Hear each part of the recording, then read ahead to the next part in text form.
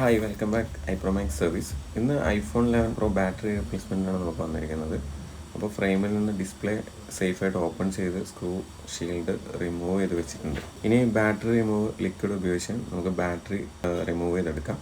Back പാനലിൽ single scratch ആയതുകൊണ്ട് തന്നെ കസ്റ്റമറിന് അത് റീപ്ലേസ് ചെയ്യുന്നത് ഇമ്പോർട്ടൻസ് ഇല്ല. അപ്പോൾ റീപ്ലേസ് ചെയ്യുന്ന പുതിയ ബാറ്ററി നമുക്കൊന്ന് ഫിക്സ് ചെയ്തിട്ട് ഫിസിക്കൽ കണ്ടീഷൻ എന്താണെന്ന് നോക്കാം.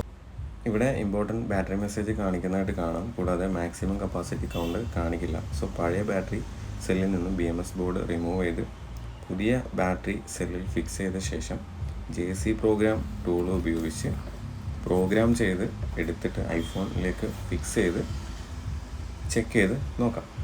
ഇവിടെ പ്രോഗ്രാം കംപ്ലീറ്റ് ആയതുകൊണ്ട് തന്നെ ഇമ്പോർട്ടൻറ്റ് ബാറ്ററി മെസ്സേജ് ക്ലിയർ ആയിട്ടുണ്ട്. അതുപോലെ തന്നെ ബാറ്ററി ഹെൽത്ത് കൗണ്ട് 100 കാണിക്കുന്നുണ്ട്. ഫോൺ ഓക്കെ ആയിട്ടുണ്ട്.